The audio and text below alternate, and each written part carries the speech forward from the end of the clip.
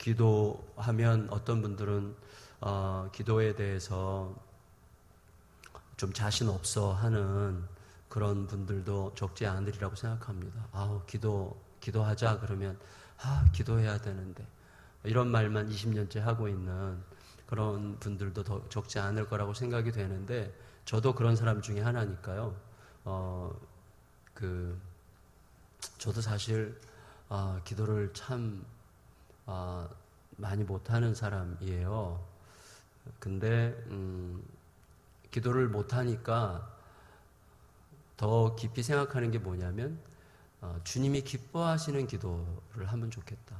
그러니까 여기 솔로몬이 이제 오늘 본문에 등장하는데, 솔로몬의 일대를 보면 하나님께 그가 기쁨이 되었고 하나님께서 그를 굉장히 기뻐했고, 하나님께서 솔로몬의 기도와 그렇게 기도하는 솔로몬 자체를 매우 흡족하게 생각하셨던 때에 관한 말씀이거든요. 이때가 사실 끝까지 갔으면 좋았겠는데 그렇지 않았다는 걸 우리가 다 알고 있고, 그게 굉장히 큰 아쉬움인데, 그래서 이 부분을 이제 더 묵상하게 되는 것 같아요. 저에게는 참 중요한 말씀인 것 같은데요. 그러니까 하나님께서, 우리가 이제 하나님 앞에 기도를 할 때 우리의 기도가 하나님께 들려질 뿐만 아니라 하나님께서 그 기도를 매우 기뻐하시고 흡족해 하시고, 그리고 그 기도를 매우 기뻐하셨기 때문에 우리가 기도한 그 기도에서 구하지 않은 것까지도 주시는 그런 기도면 얼마나 좋겠는가 하는 거죠. 그래서 중요한 건 뭐냐면 어떻게 기도하면 그렇게 되느냐가 아니라 어떻게 해서 그런 기도가 나오느냐는 거죠.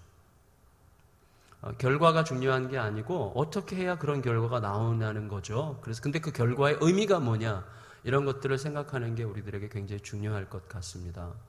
그러니까 솔로몬의 기도에 대해서 일단은 여기 10절에 이렇게 되어 있죠. 아까 우리가 읽었잖아요. 솔로몬이 이것을 구하매 그 말씀이 주의 마음에 든지라 그랬어요. 주의 마음에 든지라.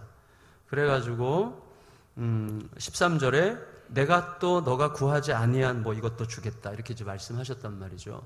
그러니까 하나님의 마음에 든지라, 이게 참 너무 좋잖아요. 하나님의 마음에 드는 기도, 하나님의 마음에 드는 기도하는 사람, 너무 좋잖아요. 근데 우리가 먼저 좀 염두에 두고 생각해야 될 게 있습니다. 그게 뭐냐면 이 기도가 꿈속에서의 기도였다는 거죠. 꿈. 그래서 5절에 보면 기브온에서 밤에 여호와께서 솔로몬의 꿈에 나타나시니라 그랬고요. 15절에 보면 솔로몬이 깨어보니 꿈이더라 그랬어요. 그러니까 우리 이 하나님 앞에 솔로몬이 기도하고 그리고 기도에 대해서 하나님께서 응답하신 모든 내용들이 꿈이었어요. 그래서 꿈깨 이렇게 말할 수 있을 것 같은데 그런 건 아닌 것 같아요. 단지 꿈이었다면, 꿈에 불과했다면 굳이 성경에 기록될 필요가 없죠. 꿈이었지만 매우 중요하기 때문에, 그리고 구약에서는 꿈이라고 하는 것이 하나님께서 자기 백성과 소통하시는 굉장히 중요한 수단이기도 했죠. 요즘에도 꿈을 통해서 하나님의 이끄심을, 인도하심을 받는 사람들이 아주 드물게라도 있는 것 같기도 해요. 그 부분에 대해서 정말 믿을 수 있는가, 그 부분이 지금도 유효한가, 이런 부분을 얘기하는 것은 좀 그 다음 문제인 것 같은데, 어쨌거나 꿈속에서의 이야기라는 게 굉장히 중요해요. 왜냐하면 꿈속에서의 대화라는 말이죠. 꿈속에서의 대화인데 아까 읽었지만 찬찬히 들여다보시면 이 꿈속에서의 대화가 굉장히 깊어요. 체계적이에요. 프랭클린이라는 분은 꿈을 평소의 생각이 그날의 컨디션과 만나서 나오는 어떤 현상이라고 해석하더라고요. 그래서 그날 무슨 음식을 먹었느냐, 음식을 저녁 늦게 먹었느냐, 좀 일찍 먹었느냐, 어떤 종류의 음식을 먹었고, 그리고 지금까지 살아오는 삶에서 그의 마음속에 깊이 각인된 것들이 그 음식 먹은 것의 컨디션과 맞아 들어가면서 꿈속에 나타난다, 이런 식으로 보기도 하더라고요. 근데 전 잘 모르겠고 그런 경우도 있겠죠. 그런데 제가 지금 강조하고 싶은 건 뭐냐면 이거예요. 꿈속에서 이렇게 얘기할 정도라면 솔로몬이 왕위에 오르고, 지금 왕위에 오른 직후에 수많은 정적들의 문제를 처리한 직후에 이제 비로소 나라를 제대로 다스리기 시작하는 어떤 때거든요, 이때가. 그러니까 그때, 그 시기에 솔로몬의 사고방식이 어땠냐는 것을 보여주는 하나의 단면이라는 거죠. 솔로몬이 생각하고 거듭거듭 생각했던 어떤 것이 꿈속에서 이런 방식으로 표현된 거라고 생각할 수 있습니다. 그러니까 솔로몬이 왕위에 오를 때 그렇게 녹록지 않았잖아요. 왕위에 오를 때 형편이 굉장히 쉽지 않았잖아요. 이미 왕이 되고자 결정했고, 그리고 그를 왕으로 세우기 위해서 많은 다윗 왕의 신하들이 준비했고, 거기엔 제사장도 있고 군대 장관 요압도 있고 상당히 유력한 정치가들과 유력한 어떤 국가의 리더십들이 그쪽에 쫙 붙었잖아요. 아도니아 맞죠? 아도니아죠, 목사님. 아도니아. 그래서 이 아도니아라는 사실은 다윗의 아들 중에서 왕이 될 만한 이 암논이라든지 또 압살롬이라든지 다 무슨 문제가 있어서 이제 떠났고, 이제 아도니아가 그 다음에 자기 차례이기 때문에 자기가 당연히 왕이 될 거라고 생각해서 많은 이제 정치적으로 유력한 사람들을 전부 다 포섭해가지고 자기 팀으로 만들고 왕이 되려고 확신했고, 왕이 됐다고 선포까지 했던 그런 상황 속에서 왕이 된 사람이 솔로몬이란 말이죠. 아슬아슬하게. 그러니까 아도니아를 따랐던 정치적인 세력들과 그 밑에 있는 졸개들이 여전히 있는 그런 상황에서 정적들의 우두머리들을 처리하는 상황 속에서 지금 솔로몬이 있기 때문에 얼마나 긴장했겠어요. 얼마나 많이 초긴장 상태 속에서 많은 고민을 하고 번민을 하고 생각하면서 솔로몬이 여기까지 왔겠습니까? 근데 그때 무슨 생각했느냐는 거죠. 여러분, 우리들이 위기 속에 있을 때, 어려움 속에 있을 때 어떤 생각을 하느냐 하는 게 되게 중요한 거죠. 그래서 그가 생각하는 방식과 패턴, 그리고 그가 생각하는 어떤 방향, 이런 것들이 그 문제에 대한 해법, 그가 어떤 방식과 어떤 포인트를 선택하고 결정하느냐에 의해서 그 이후에 모든 게 결정되는 거 아니겠어요? 그때 그의 태도가 굉장히 중요한데, 그때 솔로몬이 가졌던 마음가짐과 태도가 이 꿈속에 반영되어 있다는 거예요. 되게 중요해요. 제가요, 사진을 한 1년 6개월 배운 적이 있어요. 저는 사진을 1년 6개월 배운 결과 이제 안 찍기로 했는데, 너무 정적이에요. 저는 좀 약간 액티브해야 되는데 정적이라서. 근데 이제 옥하는 목사님 사진을 가르쳐준 함철훈 작가님이라고 있어요. 이분이랑 이제 저희 팀이 한 10여 명 팀이 같이 1년 6개월 동안 이분에게 매주 금요일마다 2시간씩 사진을 배웠어요. 근데 하여튼 뭐 사진 기술은 거의 기억이 안 나고 딱 하나 기억이 나는 게 있어요. 뭐냐면 이분이 참 의미 있는 이야기들을 많이 했는데 사진에 대한 인문학 강의를 많이 하셨어요. 그러니까 사진이 포토그래피인데, 포토그래피라는 게 빛으로 그리는 그림이거든요. 빛으로 그리는 그림. 포토가 빛이고 그래피가 이제 그림인데, 빛으로 그리는 그림인데 빛은 우리의 게 아니라는 거죠. 빛은 우리가 조정할 수도 없고, 우리가 조리개와 그다음에 셔터 스피드로 빛의 양을 조정할 수는 있지만 그날의 빛의 색깔과 빛의 양과 빛이 들어가는 어떤 방향이나 이런 것들을 우리가 절대로 조절할 수 없다는 거예요. 그래서 사진 작가가 여기에는 우연이라고 생각되는 소위 하나님의 손길이 반드시 들어갈 수밖에 없다는 거죠. 그래서 빛의 이야기이기 때문에 거기에는 하나님의 이야기가 들어간다는 이제 그런 이제 철학을 굉장히 강조를 하셨는데 굉장히 설득력이 있었어요. 근데 더 저에게 와닿던 것은 이거였어요. 이제 찍고 나서 실제로 현장에 가서 사진 찍기 위해서 나갈 때 그분이 그렇게 얘기하셨어요. 여러분은 지금부터 1년 6개월 동안 배운 사진에 대한 지식과 기술에 대해서 기술이 이제 다 합쳐져서 어떤 작품을 찍으러 나가는 거라고 생각하지 않으셔야 됩니다. 여러분들이 어떤 사진을 찍든지 간에 그 사진에는 여러분이 50살이면 50년, 60살이면 60년의 세월이 거기 들어가게 될 것입니다. 이렇게 얘기했어요. 예를 들어서 우리가 사진을 찍을 때 어떤 피사체를 선택하느냐, 그 피사체의 어떤 면을 강조하려고 하느냐, 앵글을, 각도를 어떻게 잡으려고 하느냐, 또 빛을 어느 만큼 들어가게 하려고 하느냐, 그리고 내가 어떤 면들을 부각시키고 어떤 주제를 내가 부각시키고 싶어 하느냐, 이 모든 것들은 결국 지난 1년 6개월 동안 배운 기술이 아니라 내 전 삶의 추구가 거기 들어갈 수밖에 없다는 거예요. 그러니까 우리 삶의 어떤 한순간의 선택은 그 순간에 어떤 충동적인 생각이나 어떤 즉흥적인 생각에 의해서 되는 것 같아 보일지라도, 심지어 실수라고 할지라도요, 물론 실수가 다 그런 건 아니겠지만 적지 않은 경우에 그동안 살아왔던 삶의 방식과 내가 일상 속에서 어떻게 고민하며 어떤 방식으로 추구하려고 했던 거 하는 것들이 반영되는 방식으로 결정되기 때문에 삶이라는 것은 결국 늘 매 순간 일생의 문제라는 거예요. 그러면 지금까지 잘못 살아왔는데, 그러면 계속 이게 합쳐진다면 지금 내가 회개해도 변함이 없는 거냐? 그렇지 않은 거죠. 그래서 새 사람이라고 하시는 거예요. 새 사람. 그런즉 그리스도 안에 있는 자는 새 피조물이라고 얘기하시는 것이죠. 왜냐하면 새 피조물로 살아가는 방식이 그때부터 뭐예요? 매일같이 주님으로부터 듣는 삶을 살아가야 되는 거죠. 매일같이 주님으로부터 들음으로 나의 과거적 습관과 경험과 나의 전제와 내가 가져왔던 모든 지식으로부터 듣지 않고 주님으로부터 날마다 의도적으로 의지적으로 들음으로 새 피조물로 살아가기 시작하는 거예요. 근데 어쨌거나 제가 핵심적으로 중요하게 강조하고 싶은 것은 뭐냐면 이거예요. 어느 한순간의 선택. 자, 꿈이긴 하지만 꿈은 그 당시에 솔로몬이 어떤 생각과 어떤 고민 속에 살아오고 있었는가 하는 것. 솔로몬이 어릴 때부터 그때까지 어떤 방식으로 늘 사고해 왔던 거 하는 것을 고스란히 보여주는 부분이라는 것이죠. 그래서 우리들의 그 패턴이라는 게 굉장히 중요해요. 제가 굉장히 의미 깊게 생각하는 스토리가 있는데 타고르라고 하는 인도의 문학가가 있어요. 옛날에 노벨 문학상 수상자죠. 한국에 대해서 굉장히 호의적이었고 한국을 동방의 등불이라고 부르기도 해가지고 한국 사람들이 옛날에 굉장히 좋아했던 사람인데 이 타고르라고 하는 문학가가 쓴 책이 있어요. 키탄잘리라고. 굵지 않은 책인데 이 정도 되는데 저도 한번 읽어봤는데 거기에 이런 내용을 지나가듯 소개하는 게 있어요. 뭐냐면 어떤 사람이 이렇게 자기 인생에 대해서 이런 패턴으로 생각하는 사람이에요. 내 인생은 풀리는 게 없어. 자, 이런 식의 생각을 하는 분이 혹시 계신다면 잘 들으세요. 내 인생은 되는 게 없어. 근데 나는 사실은 뭔가 맘만 먹으면 할 수 있는데 뭔가 안 돼.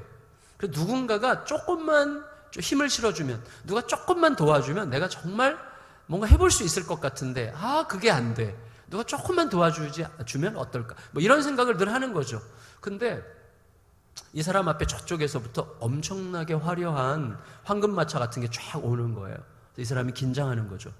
와, 저 마차가 만일에 내 앞에 선다면 내 앞에 섰는데 저 황금마차에서 굉장히 귀한 사람이 내려가지고 내가 너에게 뭘 줄까라고 한다면 얼마나 좋을까? 생각을 하니까 생각만 해도 너무나 좋은 거예요. 그리고 막 기대하는 거죠. 야, 그 사람이 나에게 내가 너 뭐 줄까 하면 내가 뭐 구하지? 뭐 달라 그러면 내가 이제부터 뭔가를 잘 시작할 수 있을까? 뭐 달라 그러지? 이렇게 생각을 하고 있는 찰나에 그 마차가 쑥 지나갈 줄 알았더니 딱 쓴 거예요. 이 사람 앞에. 딱 쓰고 문이 열리고 진짜 귀인이 내렸어요. 가슴이 쿵당쿵당 뛰고 막 설레이는 거죠. 이제 귀인이 입을 열어 말합니다. 내가 너에게 뭘 주기를 원하느냐? 라고 물어야 되는데 그렇게 안 물었어요. 여기에 이제 타고르의 천재성이 엿보이는 부분인데 너는 나에게 무엇을 주기 위하여 여기에 기다리고 있었는가? 이렇게 물었어요. 그러니까 이 사람은 평생 생각해오는 살아오는 삶의 패턴이나 사고방식이 받는 구조로 생각한 거죠. 누가 날 좀 도와주면, 누가 날 좀 도와주면, 누가 날 좀 도와주면 이런 식의 패턴으로 생각해 왔기 때문에 너 나한테 뭐 줄래? 라고 하는 주는 구조의 질문을 받았을 때 너무나 당황한 거예요. 그래서 너무 당황스러워서 갑자기 생각하지 못해도 귀인 앞에서 떨리는데 어떻게 할 바를 모르잖아요. 그러니까 갑자기 막 주머니를 뒤졌어요. 뭘 드릴 게 없잖아요. 그랬더니 저 끝에 이렇게 딱딱하게 굳은 밥풀떼기 하나가 잡혀가지고 그걸 이제 그거라도 이렇게 드렸대요. 그랬더니 그분이 딱 받고 이렇게 보고 잡고 마차를 다시 타고 휙 하고 가더래요. 그러니까 이 사람이 얼마나 실망했겠어요. 그리고 하는 말이 뭐겠어요? 아유, 그러면 그렇지. 내 인생은 안 되네. 어차피 안 돼. 나는 진짜 도와주는 인간 하나도 없고 내 인생은 안 되는 인생이야. 이렇게 생각하고 이제 터덜터덜 가는 거예요. 그래서 다른 한쪽에 또 손을 집어넣고 터덜터덜 가는데 다른 한쪽 주머니에도 딱딱하게 굳은 밥풀떼기가 또 하나가 있는 거예요. 이게 뭐야? 이게 또 있었어? 라고 꺼내니까 밥풀떼기야. 근데 황금 밥풀떼기였어요. 그래서 그제서야 이 사람이 깨닫는 거죠. 그 귀인이 너 나에게 뭐 줄래? 라고 했을 때 내가 이분이 너무 귀한 분이니까 내 외투를 벗어드렸더라면 지금쯤 내가 황금으로 된 외투를 입고 있었을 텐데 나의 인생을 당신에게 맡기고 싶습니다. 라고 했더라면 황금 같은 인생을 시작했을 텐데 라고 생각하게 되는 거죠. 뒤늦게.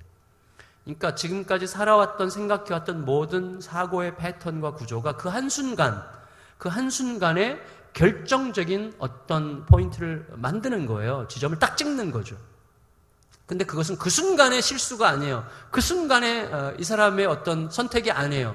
그런 방식으로 살아온 거죠. 물론 모든 걸 그렇게 생각하면 잘못 살아왔다고 생각하는 모든 분들은 이게 뭐 도대체 대안이 없는 말이잖아요. 근데 그렇지 않죠. 분명히 아까 말씀드렸습니다. 우리 새 피조물로 살아가는 방식을 익혀야 돼요. 그러면 자, 솔로몬이 꿈속에서 하나님 앞에 이야기를 하는데 매우 체계적으로 얘기를 한다는 게 굉장히 주목할 만한 일이에요. 체계적이기도 하고 굉장히 의미 깊어요. 솔로몬이 5절에서 하나님께서 먼저 이렇게 물으시죠. 5절. 기브온에서 밤에 여호와께서 솔로몬의 꿈에 나타나시니라. 하나님이 이르시되 내가 네게 무엇을 줄까 너는 구하라. 이런 기도 들으시기를 축복합니다. 아멘이 아주 확실히 나와요. 이런 코멘트에는 제가 내가 너에게 뭘 줄까?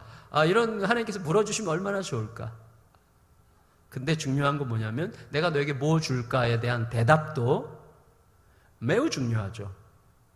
자, 내가 너에게 뭐 줄까라고 하나님께서 물으셨을 때 솔로몬의 첫 번째 대답이 하나님 나 이거 필요해요가 아니었어요. 자, 여기에 되게 핵심적인 어떤 게 있어요. 뭐냐면 솔로몬이 먼저 아버지 얘기하고 하나님 얘기해요. 자, 뭐냐면 아버지에 대해서 이렇게 얘기해요. 저희 아버지는 하나님이 왕으로 세우신 왕이었는데 그분은 하나님 앞에서 성실과 공의와 정직으로 하나님 앞에 행했습니다. 그리고 자기 아버지의 인생을 이렇게 요약했어요. 하나님 앞에서 하나님과 함께해요. 주와 함께 주 앞에서. 너무나 멋진 요약 아니에요? 예, 너무나 멋진 요약이죠. 아들이 자기 아버지의 인생을 요약하는데 주와 함께 주 앞에서라고 딱 요약해요. 얼마나 멋집니까? 우리 모두의 인생이 주와 함께 주 앞에서라고 요약되는 삶이 되면 얼마나 좋겠습니까? 그렇죠? 근데 아버지의 삶을 그러니까 오랫동안 생각한 거예요. 자기가 어릴 때부터 아버지를 바라보고 그리고 왕 이야기가 오고 가고 그리고 왕이 될 가능성이 생각이 되고 그리고 굉장히 위험한 상황 속에서 왕이 되느냐 마느냐 막 왔다 갔다 하고 굉장히 초미의 긴장 상태가 있었거든요. 그런 상태 속에서 생각하고 또 그 이후에 왕이 된 직후에도 생각하고 또 생각하고 특히 왕이 된 직후에 아버지 다윗 왕은 40년 동안 정말 아름답게 나라를 다스린 좋은 왕이라고 백성들도 이야기하고 하나님도 이야기하시는데 우리 아버지는 어떤 삶을 살았는가를 할 때 하나님 앞에서 하나님과 함께 있음으로 그런 왕이 될 수 있었음을 결론 내린 거예요. 이게 솔로몬이 계속 생각하고 또 생각한 매우 중요한 면이라는 거죠. 아버지로부터 받은 가장 중요한, 내가 아버지로부터 받아서 마음속에 남겨두어야 될 가장 핵심적인 게 뭐냐? 하나님과 함께 하나님 앞에서 성실과 공의와 정직으로 행했다는 것이죠. 여기에는 어떤 내용들이 포함되어 있습니까? 이거죠. 아버지 다윗은 왕이었는데 그가 왕일 수 있었던 것은 그를 왕으로 세우신 진짜 왕 앞에 있을 때라는 거죠. 그래서 이스라엘의 모든 왕들은 어떨 때 진짜 왕이 됩니까? 하나님이 진짜 왕이심을 인정하는 왕일 때 진짜 왕이 되는 거죠. 우리가 다 똑같아요. 우리가 어떨 때 가장이 되죠? 진짜 가장. 하나님이 우리 가정의 진짜 가장임을 인정하는 가장일 때 진짜 가장이 되는 거예요. 목사도 똑같아요. 저도 저희 교회에서 제가 하나님께서 예수님께서 우리 교회의 담임 목사님이라는 사실을 잊지 않는 목사일 때 제가 목사 역할을 제대로 할 수 있는 거죠. 그럼 모두에게 해당되는 것입니다. 하나님이 주인공이세요. 예수님이 주인공이세요. 근데 그것을 잊지 않았다는 거예요. 하나님, 저희 아버지는 하나님께서 진짜 왕이심을 잊지 않는 왕으로서 하나님 앞에서 정직과 공의와 성실로 행하였고 그리하여 그의 삶을 내가 요약한다면 주 앞에서 주와 함께 있었던 왕입니다. 그런데 그 흐름 속에 저에게 은혜를 주셔서 제가 왕이 됐으니 제가 어떤 왕이 되어야 되겠습니까? 이렇게 묻는 거예요. 하나님이 누구신가? 이게 되게 중요해요. 성도 여러분, 우리의 모든 삶은 하나님이 누구신가로 결정되게 되어 있습니다. 하나님이 누구신가? 성도 여러분, 달란트 비유 아시죠? 달란트 비유. 마태복음 25장에 달란트 비유 있어요. 자, 그걸 한번 좀 생각해 보세요. 우리가 주일학교 때부터 자라온 분들은 많이 배웠을 거고, 또 주일학교 아이들에게 많이 가르치기도 하는데, 거기에 이제 1달란트 받은 사람, 2달란트 받은 사람, 5달란트 받은 사람 나오죠. 안 나와요? 나오죠. 그러면 제가 이렇게 질문하면 그래 너무 시덥지 않게 생각하셔도 됩니다. 그런데 1달란트 받은 사람, 2달란트 받은 사람, 5달란트 받은 사람 나오는데 5달란트 받은 사람은 5달란트 남겼죠. 2달란트 받은 사람은 2달란트 남겼죠. 1달란트 받은 사람은 못 남겼죠. 자, 그러면 우리가 우리 아이들에게 가르칠 때나 우리가 기억하고 있는 바에 따르면 5달란트 받은 사람이나 2달란트 받은 사람처럼 적어도 최소한 2달란트 받은 사람처럼 아니면 가능하면 5달란트 받은 사람처럼 돼야 된다라고 생각하면서 그 말씀을 읽거나 가르치죠. 아니에요? 1달란트 받은 사람처럼 되고 싶으세요? 아니죠. 5달란트 받은 사람이나 2달란트 받은 사람처럼 되고 싶죠. 이게 하나님 나라 비유예요. 하나님 나라 비유 맞죠? 그러면 5달란트 받은 사람과 2달란트 받은 사람처럼 되려면 이들이 어떻게 해서 5달란트를 남겼고 2달란트를 남겼는지를 알아야 되잖아요. 어떻게 남겼죠? 어떻게 남겼죠? 열심히 했으니까 남겼겠죠. 우리들의 방식의 생각인데 성경에 안 나와 있어요. 마태복음 25장에 없어요. 5달란트 받은 사람과 2달란트 받은 사람들이 어떻게 남겼는지 안 나와 있어요. 근데 중요한 건 그래서 우리가 몰라요. 어떻게 남겼는지. 근데 우리가 원하기는 해. 그러니까 남기기를 원하는데 어떻게 남겼는지 몰라. 그러니까 못 남겨요. 사실 하나님 나라 비유에서 굉장히 중요한 거라고 생각합니다.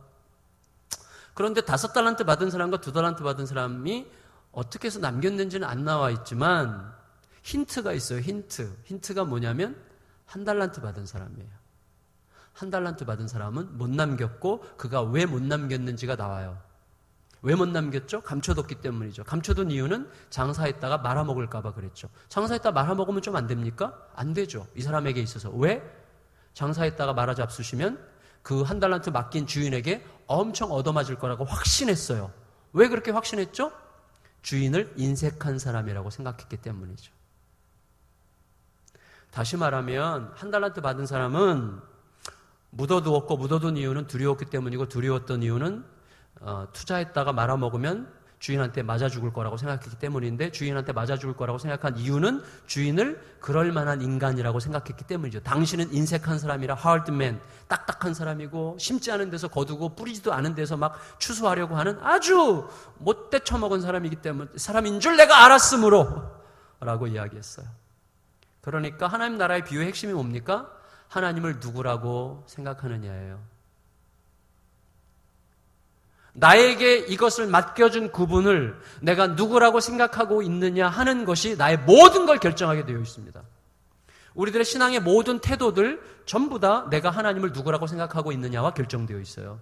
하나님을 두렵게 생각하는 사람, 그래서 내가 조금만 실수해도 막 쫓아와서 막 뒤통수 때려가지고 눈알 튀어나오게 하고 막 이런 하나님인 것처럼 막 내가 좀 거짓말하면 막 때려가지고 이빨 뽑아버리시고 막 이런 하나님인 줄로 생각하는 사람들은 늘 뭔가 긴장되어 있고 그리고 뭔가를 해보려고 막 엄격하고 그리고 나서 다른 사람들에게 판단하고 정죄하고 누군가를 심판하려고 하는 태도를 가질 수밖에 없어. 왜? 나는 이렇게 노력하는데 너는 뭐야? 이런 식의 태도를 갖게 되어 있어요. 그 사람의 하나님은 두려운 하나님이에요. 성경이 가르치는 정말 복음이 우리에게 얘기해주는 그 하나님을 알아가는 게 신앙생활의 여정이죠. 하나님을 알아가는 정도와 깊이가 결국은 나의 삶의 모든 선택과 결정을 만들어가는 거예요. 그리고 그 선택과 결정이 우리의 인생을 빚어가는 거죠. 그게 전부예요. 하나님을 누구라고 생각하느냐. 이 부분에 대해서는요, 내일 아침에 다시 좀 자세하게 이야기를 할 건데 참 이게 중요합니다. 성도 여러분. 너무나 중요해요. 솔로몬이 그래서 자기가 왕이 되는 어간에 어릴 때부터 생각해왔던 패턴이 하나님은 어떤 분이신가, 적어도 아버지 다윗을 생각하면서 다윗을 왕으로 삼으신 하나님은 어떤 분이신가, 그리고 그 하나님과 아버지는 어떤 관계를 맺으셨던가에 온 힘을 다해서 관심을 집중했다고 하는 사실이 굉장히 중요한 것입니다. 그걸 어느 정도로 관심을 집중했어요? 꿈속에서 내가 너에게 뭐 줄까 했을 때 첫 번째 튀어나간 말이 하나님, 저희 아버지 다윗은 하나님이 왕으로 세우셨고 그 아버지는 하나님 앞에서 이렇게 행하셨는데 그 아버지를 왕으로 세우신 그 하나님께서 지금 저를 왕으로 세우신 그 하나님이십니다. 이게 첫 번째로 튀어나간 말이에요. 얼마나 중요합니까? 꿈속에서라도 첫 번째 튀어나간 말이에요, 이게. 자, 그러면 하나님을 제대로 알면 그 다음에 우리가 알게 되는 게 뭐죠? 그 다음에 보여요. 뭐가 보이죠? 내가 보이죠. 내가 누구냐? 이게 보입니다. 내가 누구냐? 자, 우리가 신앙생활 할 때 잘 생각하셔야 되는 게 있어요. 내가 말씀을 알아가고 진리를 알아갈 때, 진리를 알아가고 말씀을 알아갈 때 점점 더 사람이 좀 뭐라고 할까요? 자기 우월감을 느끼고 또 자기가 뭐나 된 줄 알고 다른 사람들을 막 함부로 판단하고 평가하는 그런 사람은 사실 진리에 가까이 간 사람이 아니라고 할 수 있어요. 왜냐하면 진리는 특별해요. 진리는 빛이에요. 빛. 그렇죠. 진리, 예수님이 진리시고 진리는 빛입니다. 진리는 빛이기 때문에 우리가 진리에 가까이 다가갈수록 우리가 더 확실하게 보게 되고 확실하게 알게 되어서 담대해집니다. 그러나 동시에 진리는 빛이기 때문에 진리에 가까이 다가갈수록 나의 마음의 어두움을 점점 더 많이 드러내요. 그래서 진리에 다가가는 굉장히 중요한 증거가 확신과 겸손함이에요. 내가 누군지를 알게 되는 거예요. 진리에 다가갈수록 빛이기 때문에 나의 내면의 쓴뿌리와 어두움과 그늘진 모습들과 나의 모든 구제받을 길이 없는 모든 더러운 것들이 자꾸 더 드러나는 거죠. 그게 진리의 속성이에요. 그러니까 진리에 다가갈수록 확신이 생겨요. 그러나 동시에 너무나 겸손할 수밖에 없는 거죠. 이 두 가지가 함께 작동하게 만드는 게 진리예요. 예수님 앞에 서면 이 두 가지가 함께 있어요. 예수님 앞에 서면 이게 복음 아닙니까? 이게 복음이에요. 복음의 핵심이 뭐예요? 나는 내가 생각하는 것보다 훨씬 나쁜 놈이다. 이게 복음입니다. 여러분, 우리는 내가 생각하는 것보다 훨씬 나쁜 죄인이에요. 어느 정도로? 예수님께서 십자가를 지실 만큼. 우리는 예수님이 십자가를 지셔야 될 만큼 나쁜 놈입니다. 십자가를 지셔서 자신의 목숨을 바쳐야 될 만큼 우리들의 죄는 너무나 깊은 거죠. 근데 우리들은요, 주여 죽여주시옵소서, 죽여주시옵소서. 저는 정말 구제받을 길이 없는 나쁜 놈입니다라고 기도해요. 그리고 나가서 누가 이 나쁜 놈 그러면 뭐? 이러죠. 누가 우리를 욕하면요, 날 좀 안 해? 이래야죠. 날 좀 안 해? 옛날에 데니스 레인 목사님이라고 계세요. 그분이 로마서 8장 강의하면서 그랬어요. 사탄이 날마다 우리를 참수한대요. 너까짓 게 무슨 설교를 하고, 너까짓 게 무슨 봉사를 하고, 너까짓 게 무슨 교사를 하고, 너까짓 게 무슨 성가대를 하고, 너까짓 게 이게 너까짓 게 많이 한다는 거죠, 사탄이. 그렇잖아요. 참수하잖아요, 사탄이. 그때 사탄을 이기는 방법 이거라는 거죠. 첫째, 나 좀 제법 안 해? 이거죠. 맞아. 나 나쁜 놈이야. 나 너까짓 게야. 근데 너 알아야 돼. 나 너가 생각하는 것보다 훨씬 더 나쁜 놈이다. 사탄한테 그러라는 거예요. 난 너가 생각하는 것보다 훨씬 나쁜 놈. 나 별 볼 일 없는 놈이야. 난 구제받을 길이 없는 놈이야. 맞아. 또 하나 너 알아야 돼. 그런 나를 예수님께서 받으셨어요. 그래서 복음의 두 번째가 뭐예요? 나는 내가 생각하는 것보다 훨씬 더 위대한 은혜를 받았어요. 어느 만큼? 예수님께서 십자가에서 죽으실 만큼. 그게 복음이에요. 여러분, 하나님 앞에 선다는 것은 하나님이 누구신가를 점점 더 깨달으면 빛 가운데 가기 때문에 빛 앞에서 내가 매우 겸손해질 수밖에 없어요. 나의 쓴뿌리가 드러나서. 그러니까 하나님이 누구신가를 말한 다음에 솔로몬이 그 다음에 뭐라고 이야기합니까? 6절, 7절 같이 읽겠습니다. 7절 시작. 나의 하나님 여호와여 되시나요? 왕이 되게 하셨사오나 종은 작은 아이라 출입할 줄을 알지 못하고. 이게 거기서 나오는 거죠. 솔로몬이 지금 왕이고 정적들을 전부 다 제거했어요. 이제 나라를 제대로, 이제 4장에 가면 인사정책을 펼쳐요. 인사를 정말 잘해요. 일꾼들을 굉장히 잘 뽑았어요. 일꾼을 뽑고 구세대, 신세대를 잘 섞어가지고 너무나 이렇게 견고하게 세웠는데, 중요한 건 뭐냐면 이렇게 이제 막 부릉부릉 하면서 나라를, 권력을 딱 잡고 나라를 다스리려고 할 그때의 솔로몬의 자기 인식. 솔로몬이 자기 자신을 어떻게 생각했어요? 나는 출입할 줄도 모르는 어린 아이에 불과하다고 생각했다는 거죠. 우리말로 하면 똥오줌 못 가리는 어린아이입니다. 하나님, 저는 이렇게 표현한 거예요. 신앙생활에 어떤 그 지점이 있어요. 지점. 잘 이렇게 신앙생활을 아름답게 잘 성장하다가 어느 때부터 확 꺾어지는 지점이 있어요. 그 지점이 언제냐면 내가 누구 관대에서 내가 누군대로 바뀌는 지점이에요. 자, 이제 신앙생활하고 믿음이 생기고 목사님 통해서 막 이제 세례받고 막 믿음이 막 자라가고 막 이제 직분받고 너무 신선한 기쁨으로 막 하다가 그때까지는 뭐예요? 어떤 시기예요? 내가 누구간데 나 같은 게 도대체 뭐길래 이런 은혜를 주시나? 내가 도대체 뭐길래 이런 축복을 주시나 주님께서? 내가 누구간데 거기까지 가요. 또 어느 순간 자기 자리가 생기고 자기 포진이 생기고 자기 스스로 어떤 힘을 느끼는 순간 어디로 가요? 내가 누군데? 내가 누군데? 내가 누군지 알고 이리로 가요. 그럼 끝난 거예요. 그럼 끝나는 겁니다. 그때부터 신앙생활은 완전히 내리막길 돼요. 빨리 회개하고 내가 누구고 한 데를 끝까지 잊지 말아야 돼요. 그러기 위해서 하나님 앞에 계속 서야 되고 하나님 누구신지를 계속 알아야 되고 날마다 새롭게 하나님이 누구신지를 깨달아 알아가야 되는 거예요. 그것을 잊지 않은 사람이 다윗이었어요. 다윗은 끝까지 내가 누구고 한 데를 지키려고 했던 사람이죠. 하나님의 은혜죠. 솔로몬이 이것을 끝까지 지켜가지 못했어요. 저는 똥오줌 못 가리는 출입할 줄 모르는 어린아이에 불과합니다. 그게 어디서 나왔어요? 하나님이 누구신가를 생각할 때 동시에 나온 거예요. 동시에. 우리 하나님은 이런 분이십니다. 그래서 자기가 왕이 되는 즈음에 계속 생각한 게 하나님이 누구시냐? 하나님이 누구시냐? 이 모든 일들을 이루시는 분은 하나님이신데 그분은 누구시냐? 이걸 생각하면 생각할수록 내가 누구냐가 점점 나오는 거죠. 그 빛 앞에 서면 나 같은 게 뭐라고 이런 은혜를 주시나? 진짜 나 같은 게 뭐라고 이거예요.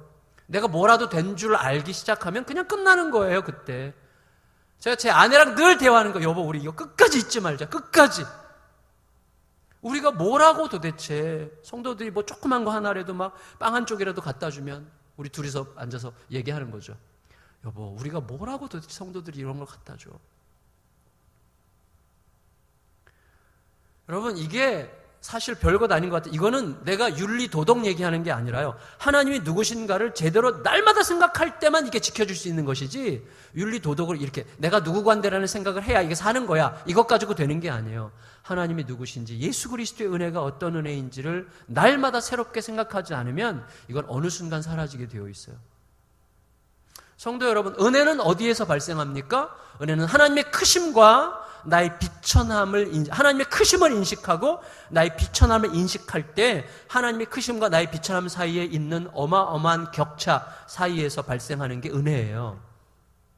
은혜는 하나님의 크심을 깨닫고 나의 비천함을 깨닫는데, 하나님의 크심이 커질수록 나의 비천함이 깊어질수록 격차가 너무나 크죠. 근데 격차를 누가 메꿨어요? 예수 그리스도의 십자가가 메꿨기 때문에 그때 은혜라는 게 우리 가슴속에 오는 거예요. 우리가 찬양할 때 왜 은혜롭습니까? 하나님의 크심을 노래하기 때문이죠. 하나님의 크심을 노래하면서 나의 비천함과 비참함과 내가 어제도 우리 아이에게 막 못할 소리 하고 별것 아닌 거, 본질적이지도 않은 것 가지고 막 죽을 듯 막 악을 쓰고 막 그랬던 내가 막 드러나면서 막 그러면서 동시에 주님을 막 찬양하면서 이 엄청난 격차 사이에서 예수의 은혜가 어떻게 나를 여기까지 있게 하셨는지에 대한 생각에서부터 은혜가 막 발생하면서 주여 맞습니다. 이 모습 이대로 받으신 주님, 저도 이 모습 이대로 누군가에게 받아들여질 수 있도록 허락하시는 주님께서 나도 그 아이를, 우리 남편을, 우리 아내를, 우리 자녀들을 그 모습 그대로 받을 수 있는 은혜를 주시옵소서. 이게 오는 거예요, 은혜가. 솔로몬이 지금 이 격차, 야곱도 똑같아요. 야곱이 베델에서 잠들 때, 돌베개 베고 잠잘 때 뭘 느꼈어요? 돌베개 베는 황야에서, 도망자로서 광야에서 바람을 맞으면서 돌베개를 베고 그 찬 기운을 느끼면서 잠자고 있는, 아들아들 떨면서 잠자고 있는 자기 자신과, 그 다음에 누구를 봤어요? 하늘로부터 사닥다리를 내리시는 하늘 꼭대기에 계신 하나님을 봤어요. 이 기억이 다윗의 일생에 그를 지켜주는 힘이었어요. 그래서 언제? 야복강에서 야곱이 그때를 기억하고 다시 고백하는 것이죠. 제가 별 볼 일 없이 나왔는데 이제 이런 은혜를 힘입어 싸우니, 이렇게 하면서 그 은혜의 자리로 다시 들어가게 되는 것입니다. 성도 여러분, 잘 생각해보세요. 기도는요, 바로 그 은혜 속에서 나오는 거예요. 우리가 무조건 막 주여 이거 주시옵소서 이런다고 되는 게 아니고요. 사실은 제가 옛날에 정말 기억에 나는 설교가 있어요. 제가 대학교 때 가나안 농군학교 김종일 목사님 부흥회에 참석한 적이 있는데, 그분이 그러시더라고요. 가나안 농군학교에서 맨날 고구마, 옥수수만 먹고 막 너무 힘들고 막 이것저것 하고 싶은 것도 많은데 거긴 너무 절제를 해야 되니까 너무 힘들어가지고 새벽에 기도했대요. 하나님 이것도 먹고 싶고 저것도 먹고 싶고 이것도 주시고 저것도 주시고 막 주시옵소서 막 기도하는데 갑자기 십자가에 달리신 예수님께서 이렇게 보이더래요. 저 환상 속에. 그러면서 예수님께서 이렇게 말씀하셨대요. 뭘 더 줘? 그랬대. 뭘 더 줘? 내가 나를 너에게 줬는데 뭘 더 주니? 이렇게 얘기하셨대요. 예수님을 주셨으면 다 주신 거 아닙니까? 우린 예수님을 받은 기쁨으로 살아가는 자들이고 그 기쁨이 많은 것들을 주죠. 물론 더 주시죠. 물론 더 주시죠. 그렇지만 예수님으로 충분치 않다고 하는 마음으로 달라고 하는 것이 너무 슬픈 거죠. 기도는요, 어디서부터 발생합니까? 은혜 속에서 발생하는 게 기도예요. 내가 원하는 건 막 이것 주세요, 저것 주세요, 그런다고 기도가 아니고, 기도는 제일 처음에 뭐예요? 하나님이 누구신지를 고백하는 게 중요해요. 그래서 우리가 기도에 대해서 배울 때 액트라고 얘기하잖아요. 제일 처음이 찬양이거든, 찬양. 하나님을 찬양하고 하나님이 누구신지를, 이건 단순히 그런 식으로 기도하면 기도가 잘 된다. 그런 식으로 기도하면 기도가 온전한 기도다라는 것을 가르치기 위한 이론이 아니라 실제로 하나님이 누구신가를 제대로 알 때 내가 누군지를 고백하게 되고 내가 누군지를 고백할 때에 이 격차 사이에서 은혜가 발생하고 그 은혜 속에서 그러므로 나에게 필요한 게 이겁니다가 나오는 거예요. 하나님이 이런 분이신데 난 이런 처지이니 그러므로 내가 구할 것은 이거가 아니겠습니까? 그때 기도 제목이 나오는 거예요. 그래서 지금 솔로몬이 하나님 앞에 기도하는데 하나님은 이런 하나님이십니다. 그래서 난 이런 존재입니다. 어린아이에 불과합니다. 그러니 제가 왕으로서 내 백성이 아니라 주님의 백성을 다스려야 되는데 그러면 왕이신 주님 앞에서 주의 백성을 다스려야 되는 어린아이인 내가 뭘 구해야 되겠습니까? 저에게 필요한 것은 듣는 마음뿐입니다. 왕으로부터 들어야 되고 백성들로부터 들어야 되는 거죠. 듣는 마음뿐입니다. 이거를 기도하게 되는 거예요. 그래서 8절 9절 같이 읽겠습니다. 8절 9절 시작. 주께서 택하신 백성 가운데 있나이다. 그들은 큰 백성이라 수요가 많아서 셀 수도 없고 기록할 수도 없사오니 누가 주의 이 많은 백성을 재판할 수 있사오리까? 듣는 마음을 종에게 주사 주의 백성을 재판하여 선악을 분별하게 하옵소서. 이 재판이라는 말은 사실 통치하여 다스린다는 의미죠. 근데 여러분 보세요. 이 솔로몬이 백성들을 인식할 때 내 백성이라고 절대 인식하지 않았어요. 크신 진짜 왕이 하나님이시기 때문에 왕이신 하나님의 백성이므로 주의 백성이라고 계속 얘기하죠. 주님의 백성. 근데 나는 어린아이예요. 그럼 내가 잠시 위임받은 왕으로서 참 왕이신 하나님의 백성을 다스려야 된다면 나에게 필요한 것은 하나밖에 없어요. 참 왕에게로부터 듣는 것밖에 없는 거예요. 주님으로부터 들음으로 듣는 그것 가지고 행하면 다 되는 거예요. 왜? 진짜 통치자는 하나님이시니까. 이게 전부더라고요. 이게 전부. 저는요, 자랑은 아니고 참 부끄러운 일인데 한 2만 명 정도 출석하는 2개 교회에서 기획 담당 목사를 했어요. 한 10여 년 동안. 그러니까 이 교회에 5년, 10년 앞으로 여기 충현교회, 그다음에 저기 안산동산교회에서 기획만 했어요. 그러니까 기획 목사는 뭐냐면 교회 앞으로 5년, 10년 동안 이 교회가 어떻게 진행돼야 되겠는지, 또 어떤 방식으로 움직여야 이 교회가 앞으로 계속 생명력 있게 성장해 갈 수 있겠는지 이걸 계속 생각하는 거예요. 그러니까 이게 저에게 독이 됐는데 뭐냐면 빤히 보이는 것 같은 느낌이 드는 거예요. 그러니까 이 규모의 한 10분의 1 정도 되는 규모의 담임 목회자로 딱 갔을 때 솔직히 제가 말은 되게 겸손하게 했지만 속은 굉장히 건방졌었어요. 뭔가를 이게 될 거라고 생각한 거죠. 그리고 실제로 됐어요. 되고 제가 꺾였어요. 하나님께서 저를 치셨는데 하나님이 치신 게 아니라 제가 제 풀에 넘어진 건데 기회가 되면 말씀을 드릴게요. 어쨌거나 제가 굉장히 부끄러운 시간들을 많이 보내게 됐는데 그때 제가 알게 됐어요. 왜냐하면 내가 똑똑한 척 할수록 하나님께서 개입하실 여지가 없어져요. 듣고자 하지 않고 듣는 척만 하더라고요. 제가 듣는 척하고 실제로는요 저의 지혜로부터 들어요. 그래서 그건 하나님의 일이 아니에요. 내 일이지. 그러니까 어떻게 되죠? 내 공로의식이 쌓이는 거예요. 그러고 망하는 거예요. 이게 무서운 패턴이더라고요. 그래서 제가 개척할 때는 딱 결정하게 하셨어요, 주님께서. 오직 들으면서 목회하는 거죠. 저에게는 아무 계획이 없어요, 진짜. 아무 계획이 없고, 하나님께서 뭐라고 말씀하시는지를 듣는, 저희 교회 이제 듣는 방식이 있어요. 전 교인이 함께 듣는데, 기회가 되면 말씀을 드릴게요. 함께 듣는 방식에서 함께 결정하고 교회 방향을 함께 들으면서 선택하면서 이렇게 나가고, 그냥 하루하루, 한 달 한 달, 한 해 한 해 함께 들으면서 가는 방식으로 지금 가고 있는 거예요. 어떻게 될지 몰라요. 앞으로 무슨 일이 있을지 몰라요. 그런데 너무너무 행복해요. 그리고 하나님이 다 하시는 거예요. 놀라운 방식으로 하나님이 하세요. 그래서 알게 됐어요. 진짜 담임 목사는 하나님이시고 진짜 왕은 하나님이시라는 사실이, 이건 진짜예요. 진짜. 하나님이 왕이시라는 사실이 진짜가 되면 되는 거예요. 여러분 헌금 하셨죠? 헌금이 뭐예요? 헌금? 물질이 하나님 노릇하잖아요. 솔직히 많은 경우에. 그래서 예수님께서 말씀하셨잖아요. 하나님과 나란히 하나님으로 자기를 주장하려고 하는 하나님의 라이벌이라고 자기를 주장하는 자가 만몬이에요. 물질이에요. 그래서 사람이 물질과 하나님을 겸하여 섬길 수 없다고 말씀하셨어요. 예수님께서. 왜? 물질이 그만큼 하나님 노릇할 만큼 강력하기 때문이죠. 근데 그 물질을 우리가 주님 앞에 드림으로 왕은 하나님뿐입니다. 이렇게 고백하는 거 아닙니까? 그게 우리의 삶의 진짜가 되면 하나님이 왕이 되어주세요. 왕으로 다스려주세요. 그분이 책임져 주세요. 그때 그런 방식으로 우리의 삶이 진행이 돼야 되는 거예요. 듣는 마음을 주옵소서라는 기도가 어떻게 해서 나왔는지를 우리가 알아야 되겠어요. 그 마음으로 살아가면요, 두려워할 거 하나도 없습니다. 하나님이 다 하세요. 하나님이 시작하셨어요. 하나님께 진행하고 계세요. 하나님이 끝내실 거예요. 뭐가 두렵습니까? 그게 전부인데. 그렇죠, 전부인데. 물론 우리가 인간이기 때문에 두려움이 와요. 불안이 와요. 염려가 와요. 그러나 잠시 와요. 다시 깨닫게 돼요. 다시. 사랑하는 성도님들, 마지막으로요, 이 듣는 마음을 하나님께 주셨다는 증거가 있어요. 증거가 뭐냐면 바로 그 다음에 이어져 있는 두 창녀 스토리예요. 우리가 잘 아는. 바로 붙어 있어요. 자, 두 창녀가 각각 애를 낳는데 한 아이가 지난밤에 죽었고, 그 살아있는 아이를 가지고 서로 자기 아이라고 싸우다가 솔로몬에게 와서 재판받는 거죠. 생각해 보세요. 참 놀라운 일이죠. 창녀가 그딴 문제로 왕궁에 들어가서 솔로몬 왕 앞에서 재판을 받아요. 다시 말하면 이미 솔로몬은 듣는 마음을 가졌죠. 듣는 마음이 없다면 어떻게 창녀가 왕 앞에 와서 재판을 받습니까? 자기들의 사소한 민사에 속한 문제를 가지고. 근데 왔어요.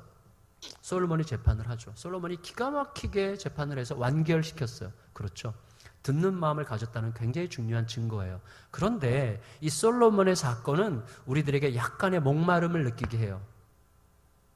우리가 만일에 흑백 논리에 익숙한 사람이라면, 옳고 그름의 논리에 익숙한 사람이라면 솔로몬의 재판을 시원하게 느낄 거예요. 그러나 우리의 마음이 점점 더 복음적이 된다면, 우리의 마음이 점점 더 그리스도 중심을 성으로 가져간다면 솔로몬의 재판에서 아쉬움이 느껴져요. 어떤 아쉬움인가 하면, 자, 문제가 해결이 됐잖아요. 그렇지만 거기에 영원토록 해결되지 않은 영혼이 하나 있잖아요. 지난밤에 아기가 죽은 그 창녀. 여러분, 창녀로서 애를 낳았는데도 계속 창녀 역할을 해야 되는 그 비참함을 생각해 보세요. 오죽하면 그 애에 대한 애정이 얼마나 강했으면 죽은 자기 나이 대신에 그 아이라도 자기가 뺏어오려고 그렇게 애를 썼겠어요? 근데 고집부리다가 완악하게 굴다가 왕 앞에 가서 천하의 수치거리가 되고 천하의 욕을 먹는 아주 나쁜 년이 돼가지고 이 여자의 문제는 영원토록 해결되지 않았어요. 그게 아쉬운 거죠. 그래서 예수님이 그리운 거예요. 예수님. 이 땅에 진짜 듣는 자로 오신 분은 예수님이시죠. 우리에게 보여주셨어요. 어떻게 듣는지. 끝내 겟세마네 십자가를 지는 자리에서까지 듣는 자로 우리에게 자신을 드러내셨죠. 예수님은 듣는 자셨어요. 끝까지 들음으로 내 가슴 속에 들어오는 하나님의 뜻에 나를 맡기는 듣는 자였어요. 그 예수님은 아기를 죽이라고 하지 않으셨어요. 어떻게? 자기를 죽여 둘 모두를 살리시는 방식으로 우리를 건지셨죠. 우리 모두가 그 길로 가는 거예요. 우리가 진실로 주님으로부터 듣는 자가 되면 모두를 살리는 길을 가게 됩니다. 어떤 방식으로? 내가 죽음으로. 근데 결국은 나도 살고 그도 사는 거예요. 누구를 죽여 누구를 사는 방식은 자본주의 논리고 세상의 논리예요. 그러나 복음은 내가 주고 그를 살려 그리하여 나도 사는 그런 길을 가게 하는 것이죠. 그게 듣는 마음이 우리에게 주는 가장 위대한 선물이에요. 진실로 듣는다면 우리는 그리스도의 복음 안으로 십자가로 갈 수밖에 없고, 거기에서 우리는 나와 우리 자녀가, 나와 우리 남편이, 우리 가족이, 나와 너가, 공동체가 함께 사는 길로 가게 되는 것입니다. 그 은혜로 충만한 우리의 삶, 우리들의 가정, 낙원교회 되시기를 예수님의 이름으로 축원합니다. 존귀하신 주님, 은혜를 감사드립니다. 이 아침 함께 묵상한 솔로몬의 기도 이야기를 우리의 마음에 잘 새기고 듣는 자로 서고 그리스도와 함께 아름답게 걸어 하나님이 다스리시는 인생이 되어 내 스토리가 쌓여가는 인생이 아니라 하나님의 스토리가 점점 쌓여가는, 하나님이 끌어가시는 인생으로 살아가는 우리 모두가 되게 하시고 우리들의 가정, 이 아름다운 교회 되게 하여 주시옵소서. 그렇게 이끄실 주님께 감사드리며 존귀하신 예수님의 이름으로 간절히 기도드리옵나이다. 아멘. 우리 주기도문으로 마치고 각자 기도하시다가 돌아가겠습니다. 하늘에 계신 우리 아버지여, 이름이 거룩히 여김을 받으시오며 나라의 임하옵시며 뜻이 하늘에서 이룬 것 같이 땅에서도 이루어지이다. 오늘날 우리에게 일용할 양식을 주옵시고 우리가 우리에게 죄 지은 자를 사하여 준 것 같이 우리 죄를 사하여 주옵시고 우리를 시험에 들게 하지 마옵시고 다만 악에서 구하옵소서. 대개 나라와 권세와 영광이 아버지께 영원히 있사옵나이다. 아멘.